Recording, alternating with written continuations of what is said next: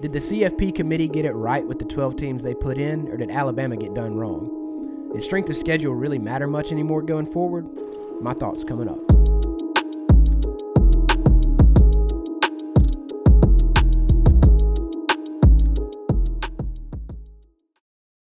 Welcome everybody to episode 1 of Hagen Harrison Talks, where I sit down and just share some of my thoughts out loud about the things I enjoy. This week we're talking about the college football playoff mayhem and chaos that has ensued over the last few weeks, my opinions and thoughts on what the committee did, should have done, what the playoff looks like now and what it could look like, and talk about strength of schedule and kind of what all that looks like. Would love to hear some feedback from you all on whether you agree, disagree, what that may look like for you, what you think. But for this week, I want to start off with, did the committee get the 12 teams right? I don't really know that they got them right, but I definitely don't know that they got them wrong. Because, I mean, if you look at the bracket the way that it is, who else are you really going to put in? I mean, multiple teams with 2 to 3 losses, bad losses. You could argue Alabama, South Carolina, and Ole Miss, but, I mean, they all lost, I think, 3 games. And it's just like, what are you going to do? And we'll talk more about SMU and Alabama because as an Alabama fan, I wish things would have played out differently than they did. I wish Alabama would have gotten in, obviously, as a fan. Do I think they deserve it? No, but we'll talk about that in a second. So, do I think they got it right? I think they got it as good as it could have been. I mean, some of the seeding you could argue could be different, but, you know, it is what it is. When you look at the history of college football is so big and so broad.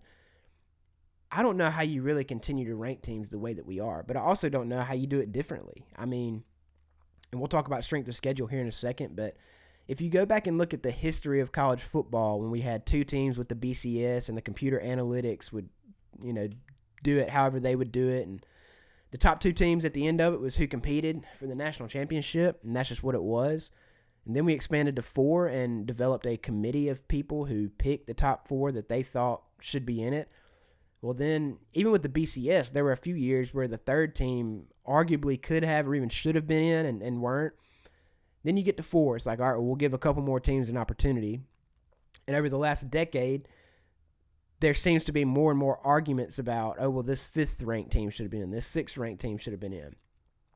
So now we're at 12.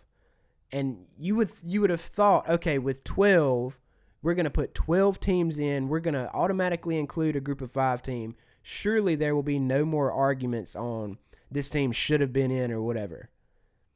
And here we are. Alabama on the cusp of getting in. Should SMU have gotten in? I think the reality, I don't think it matters if you have 2, 4, 12. We're going to have 14 in a few years. 32, 64. I think regardless, you're always going to have arguments for why certain teams should have been in and why certain teams probably shouldn't have been in. I mean, look at March Madness, for instance. That's a 68-team bracket, and every year it seems like there's always somebody saying, oh, well, this team should have gotten in over this team, and that's just always going to be what it is. So, we're at 12 right now, and, think about it what you want. I don't really agree with the automatic bids. I think when the committee or the people over the NCAA sat down however long ago it was and said, all right, we're going to have 12 teams and we're going to have 5 automatic bids. The 4 highest conference champs will get buys. The 5th one will be ranked 12 or whatever. I think on paper and in theory, and I've heard this from other people, that sounded good, but when this season played out the way it did, I don't know that that's a method that you can continue to go on with, because let's take a look here at the bracket as it is. So you've got Oregon at 1, Georgia at 2, and then Boise State and Arizona State rounding out your top 4 conference champions with their buys. And then you look at Oregon's side of the bracket, which is really important to note here in a second. So you've got Tennessee, who's going to travel to Columbus and play Ohio State. That should be a pretty good game. And then you've got Clemson as the 12th seed going to Texas to play in that game. Then you look at the right side. You've got SMU traveling to Penn State and then Indiana traveling to Notre Dame. I think that one will be a pretty good game. What's honestly, I just want to hit on this a little bit. From the confusion standpoint of the seeding, I get that Clemson was the 5th highest ranked of Oregon, Georgia, Boise, and Arizona State. But it's kind of odd how they're ranked 12 after they just beat SMU in the conference championship game, and SMU is ranked above them. And I know that 12th seed was already kind of that's just where the 5th conference champ was going to be, but that in itself is just kind of weird. So that's an argument that you can make, that you just should seed teams how they're seeded. Doesn't matter about conference champions. And so you look at this, though, look at Oregon. And I've seen people say this, and it's kind of wild the path that they have to make to potentially win the national championship after the season that they had. The only undefeated team here. And what are they rewarded with? Having to go through potentially Tennessee or Ohio State or Texas, who you could argue really probably isn't as good as everybody thinks they may be. But even then, you got Georgia on the other side that they could run into. And so it's just kind of, Oregon is just kind of dealt a gauntlet when you look at it. And then you look at the other side. I mean, Georgia has kind of been gifted a cakewalk. Now, granted, Carson Beck is now out, it seems. It looks like Gunnar Stockton is going to be their quarterback moving forward for the rest of this year, which you could make the argument that when Stockton came in and played, he looked better than Beck anyway. So maybe they'll be better off. It's hard to say. But, I mean, look at Georgia. I mean, they'll get the winner of Indiana and Notre Dame. Arguably could probably beat them pretty handily. And then they could get the winner of either Boise, SMU, or Penn State. I mean, Penn State probably has the easiest path to the semifinals. If you ask really anybody, they'd probably agree with SMU and then straight to Boise. And that's their reward for losing. They played 2 games against a team with a pulse and lost both of them, and they're rewarded with the cakewalk side of the bracket. So I just don't know that the way things panned out this year. I think, again, it sounded good on paper, but I think you've got to redo something. You've got to redo how you go about seeding these teams and where you put them and all of this and that and the other. And so let's talk about Alabama here and SMU. As SMU is in that 11 seed, and now you've got Alabama out going to the ReliaQuest Bowl, which for all of us Bama fans, we live for that ReliaQuest Bowl, let me tell you. No, I wish we would have gotten the Pop-Tarts Bowl. At least that would have been fun and entertaining. I'm sure the ReliaQuest Bowl will be fine. But if you look at resume here, this is kind of one of the biggest graphics that's been going around, the resume comparison between Alabama and SMU. Honestly, if you ask me my opinion on Alabama, do I think they should have gotten in? No. You lose 3 games, 2 of them to, very, very mediocre teams in Vanderbilt and Oklahoma. I don't think they deserved that spot regardless. Again, as a fan, I wish they would have gotten it, but do I think they deserved it? Absolutely not. That's just part of losing 2 games to really, really bad teams, is you don't really deserve to be in the playoff at that point. So they kind of did it to themselves. I will say I wish the committee wouldn't have even ranked Alabama high enough to give the fans and the team hope that they would get in, because it seems like, and I guess you could argue if SMU would have done their job in the ACC championship game and beat Clemson, Alabama's in. And think about it what you want. That was just what was going to happen. But as that night unfolded and SMU came back and lost by a walk-off field goal, I was pretty sure then that Alabama was out, and they are, and they should be. But when you look at resume, I guess you could argue they were ranked high enough to have a shot even after losing 3 games because of the teams that they beat and the strength of schedule that they have. I mean, they're 5-1 against teams over 500.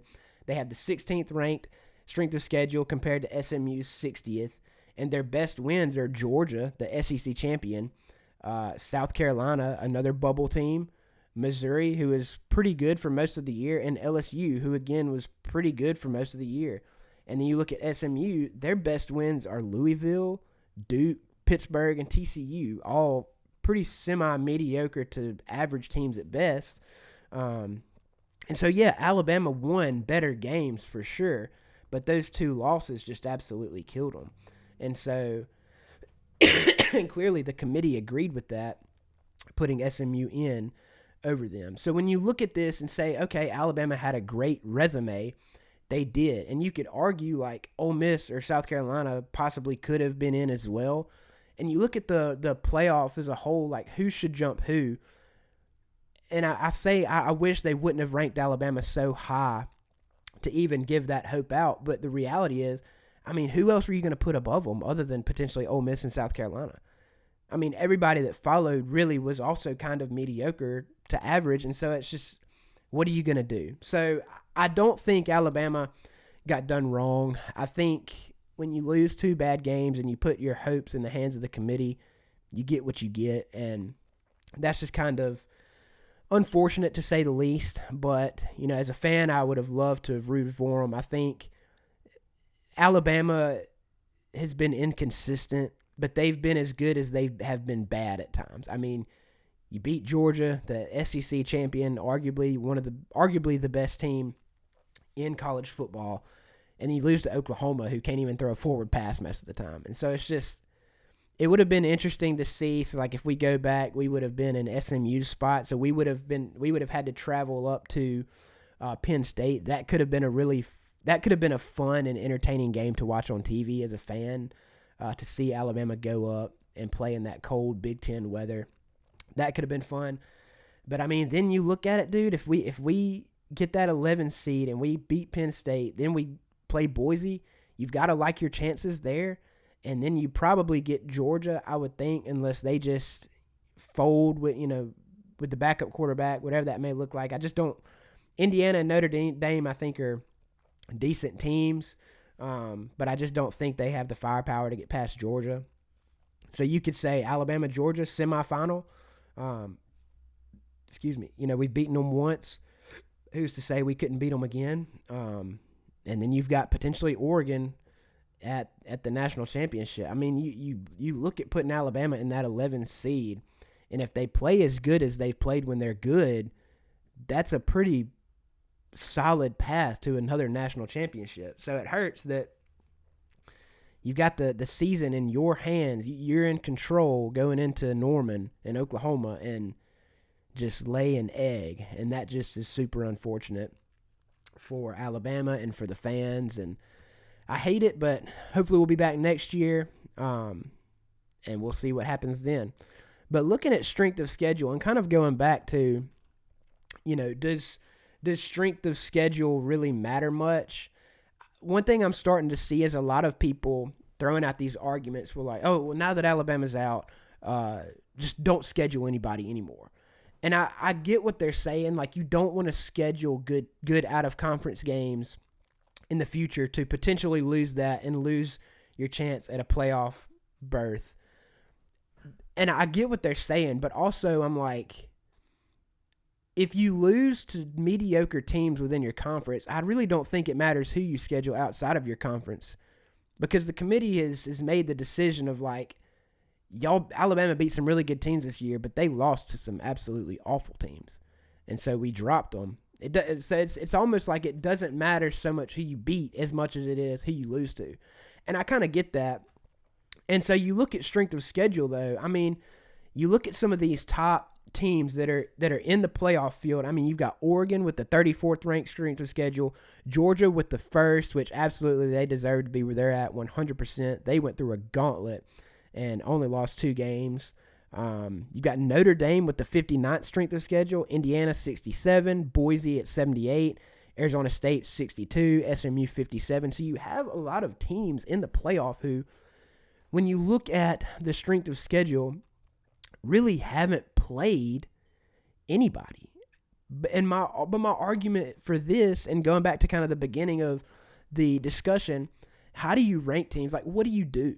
Because you can't really help who you play against. You can't help what your schedule is. You just play the team that lines up across from you. You can't help if they're bad or good. So, in a lot of these out-of-conference games, Coach Kurt Cignetti from Indiana said it a few weeks ago, these games are scheduled years in advance. So let's say Alabama wants to go tomorrow and say, all right, well, we want to up our out-of-conference schedule. Let's schedule Ohio State for 6, 7, 8 years from now. Well, a lot can happen in 6, 7, 8 years, especially with the transfer portal, Ohio State continuing to struggle and win the big game. Like, They are one of the top premier programs in college football, but you don't know what they're going to be like in 6, 7, 8 years. So Alabama could say, yeah, well, let's schedule a really good Ohio State team. We'll play them in 8 years. That'll boost our out-of-conference schedule, our strength of schedule for then. Well, let's say in 8 years, Ohio State is a 500 team. Then what? So, I get the argument of you want to play good out-of-conference games, but you can't help if the teams you schedule when you schedule them are not good anymore by the time you get to them. And so, I don't really know who a lot of these teams played, but the playoff teams, I think they're really good teams for the most part, no doubt. I think they would probably beat most anybody else in the nation. I think the playoff is set at what it is, and I think those are 12 of the best teams for sure. I don't know that they're the 12 best, but I think they're certainly 12 of the best. But you look at their strength of schedule, and a lot of them are, 50 and higher, pretty much signifying like you didn't really play anybody. So, of course you should be in the playoff. Of course you should win 10, 11, 12 games, no doubt. And there's the argument of like the SEC is the best conference in college football.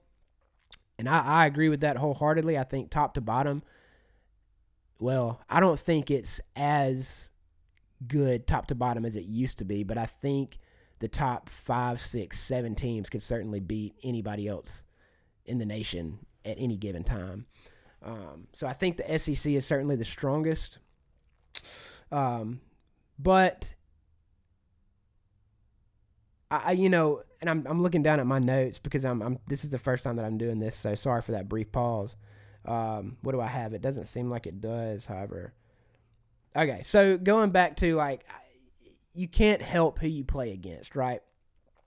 And we talk about strength of schedule and this team played nobody, this team played a lot of somebodies, had some losses and weren't granted a shot, whatever. I do want to share kind of what my perfect playoff bracket could look like in the future. And this is a 16-team bracket that I kind of created. Excuse me. I think 16 teams could be the sweet spot.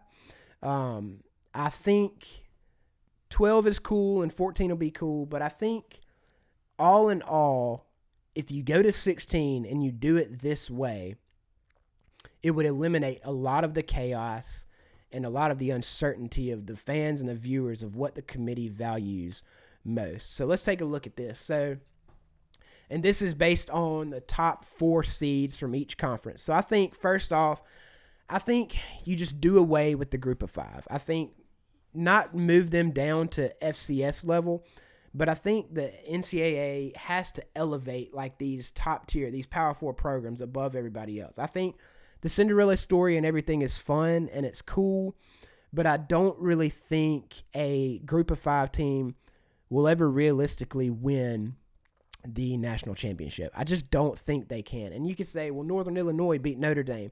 They did, but then you look at Northern Illinois, the rest of their schedule, playing other teams similar to them. I mean, they're a 500 team, or maybe a little above 500. So I just don't think that the group of 5s are consistently good enough, consistently strong enough to compete for a national championship and go through some of these bigger teams.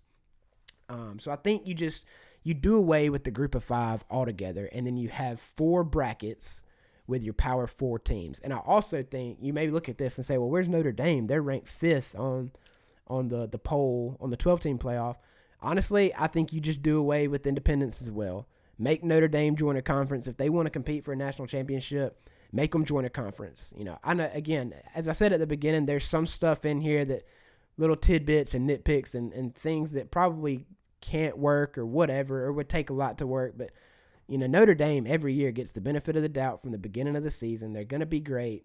Then you look at their schedule. What are they at? I had them down. They had the 59th ranked strength of schedule, so they didn't really play a whole lot of anybody either. Don't have to worry about a conference championship.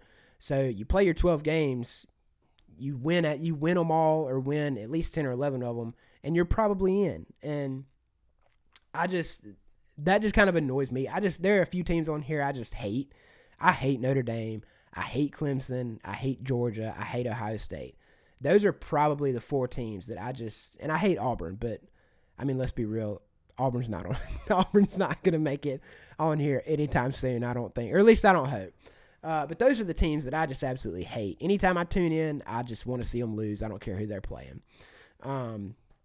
But so, again, I think you just do away with the group of 5. You do away with the independent.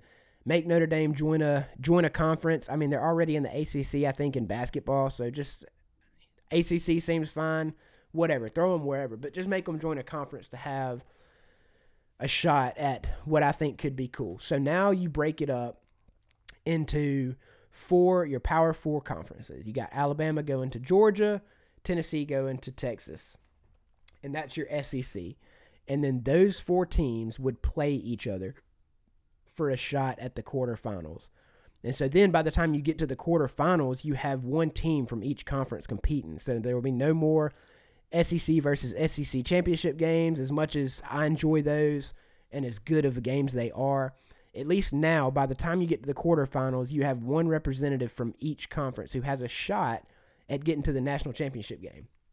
And so, and this is just based off of this year's rankings, the top 4 teams from each conference. So then you got Ohio State, Oregon, Penn State, and Indiana. And then in the Big 12, you got Colorado, Arizona State, and then Iowa State and BYU. And then in the ACC, you got Syracuse and SMU and Miami and Clemson. And so, the format I think is really cool and it could work. I don't really know how would you do home playoff games. How would you do the bowl games? I don't really know all that. I just know a 16-team playoff, the top 4 teams from each conference gets a chance to play. And then by the time you get to the round of 8, so like the winner of Alabama and Georgia would play the winner of Tennessee and Texas for the SEC championship. So now your conference championship games go back to meaning something. Whereas, I think SMU and Clemson, the ACC championship, SMU went into that game not really knowing if they were to lose what their outcome would be. Are they in or are they out? They got in. But I think as time goes on, and if you continue to just kind of have that like mentality of, I'm not real sure if this team loses in the conference championship game, if they're going to be in, that's just it's not a good feel for fans. It's not a good feel for the players, I don't think. I mean, look at Georgia last year. Georgia's undefeated, 12-0 going into the SEC championship. Alabama beats them, and then they get bumped from like 1-6 or 2-6. They get bumped all the way out of it because they lost their conference championship game because they had to play an extra game. And you could say, well, Alabama beat them and earned that spot, and that was essentially a playoff game. Maybe, yeah.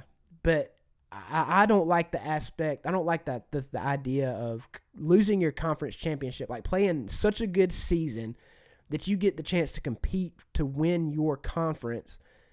And now if you lose it, you're potentially out of the playoff. I don't really like that. I don't think the fans like it. The players don't like it. The coaches don't like it. And so at least with this 16-team format, I think you have your top 4 teams all getting to compete for a shot at the national title, and then you have teams competing for the conference championship, and it means something because then you'll know the winner will move on and the loser won't, but at least they had the shot from the beginning. And so looking at this, I think this could be really cool. You could make the argument this year. So you say, okay, well, do you have one overall committee that ranks these teams? What does that look like? I think you could still have a CFP committee, like give rankings out 1 through 25 so that games would mean something in the season. But I think that you could develop little like mini committees for each conference. And those, so like, let's say you have an SEC committee. I think that committee could determine, okay, these are our 4 teams. These are our best 4 teams. These are the teams that we want in to represent our conference. But I don't think that you give them full power. Like if the CFP committee has, Alabama, Georgia, Tennessee, and Texas as your top 4 teams, I don't think you should give the committee to say, yeah, well, we like Ole Miss more, so we're going to exchange Tennessee for Ole Miss. I think if it's a clear indicator of like, you have certain teams ranked 1 through 4. I think that's just what it is. But I think you do develop a committee within your conference for an instant like this year where you have Alabama, Ole Miss, and South Carolina all with 3 losses, all with pretty good wins for them to say, okay, who do we want that fourth team to be? You got Georgia, Tennessee, and Texas. They're kind of set, but then you can make an argument for really any of the three teams. And I think it'd be cool to have a committee within the conference itself to say, okay, well, we want this team to represent us. That could end up being kind of toxic. I don't know, but I think it could be cool. And then you just go from there. And then I think, again, 16, you'd play. And so let's talk about this. During the schedule, going back to strength of schedule and all of that, what would that look like if you do away with the group of 5? I think with a 16-team playoff, that's at least 4 games for whoever gets to the championship. You could play a 12-game season and a 4-game playoff, and I think you could do 9 conference games and 3 out-of-conference games. And you could do it where you could play, let's say Alabama, for instance, so they'd play 9 SEC games, and then they'd play 1 game against someone in the Big 10, 1 against someone in the Big 12, or 1 against someone in the ACC. Or you could do it where 9 SEC games and then 3 games against someone in the Big 10, and then the next year rotate 3 games against someone in the Big 12, and then the next year rotate 3 games against someone in the ACC. I think either of those could be cool. You could also make the argument, give them a couple bye weeks because you play a full conference schedule plus really tough out-of-conference games. You could say, okay, well, let's do 8 conference games, 3 really tough out-of-conference games, and then maybe 1 like group of 5 game or something, just to kind of, give you 1 week where the competition may not be as difficult. But then you can make the argument, if I'm a group of 5 team and y'all have kicked me out of playoff contention anyway with this new style, and we're a team that y'all reached out to wanting to play us, I'm probably going to come in there wanting to beat the brakes off of you anyway. So you could argue that wouldn't really help anyway. But I think this could really be a cool format. Not that anybody will listen to me, but I think 16 teams, 4 representatives from each of the Power 4 conferences, now that the Pac-12 is no more. I just think that could be a really cool way to do it going forward. Again, there's things you can nitpick, and there's this and that. What are we going to do with bowl games, and do we do home playoff games, and what is that? I don't know, but I just think 16 could really be your sweet spot. You have your top 4 from each conference, so then there's not your third best team or even your second best team potentially getting left out like it is now in the 12 team. I just think that could be really cool, and then you could seed them however you want. I guess 4 would go to 1, 3 would go to 2 for each one. But anyway, that's kind of my college football playoff rant, thoughts, opinions, just kind of recapping. Did I think the committee got it right? I think they got it as right as they could have given the circumstances and the way that things played out. With SMU losing the championship game really on a nail-biter. You could argue if Clemson doesn't run the kickoff back 40 yards, if SMU just kicks the kickoff out of bounds or out of the end zone or whatever, SMU probably potentially wins that game in overtime. And so it's just kind of a tough break. But the way things played out, I think the committee did what they had to do. You don't penalize a team for losing their conference championship game in a nail-biter, and you don't reward a team who lost to 2 really bad teams a berth. And so I don't necessarily think Alabama got done wrong. I think they have nobody to blame but themselves. Does strength of schedule really matter much anymore? It's hard to say. You can't really help who's on your schedule by the time you get to them. You can't help if they're bad or good. Injuries happen. You can't help what happens to a team. So I think it matters. I just don't know how much as we continue to move forward with college football. And then, I really think my idea for the 16-team bracket could be cool. It's not something I've seen or heard of anywhere. It very well could be out there.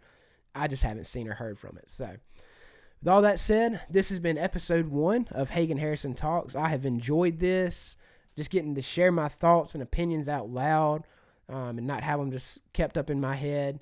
I would love to meet some other diehard college football fans and have some conversations. Would love to hear your thoughts on some of this stuff and whether you agree or disagree. Would love to have some healthy discourse. And So that's episode 1. Thanks for tuning in, and we will be back with episode 2. As of now, I have no idea when that will be or what it will be about, but I've enjoyed this so much, I definitely want to do it again. So hope you all have a great day, and leave a comment, drop a like, hit the subscribe button, all that good stuff, and we will see you soon.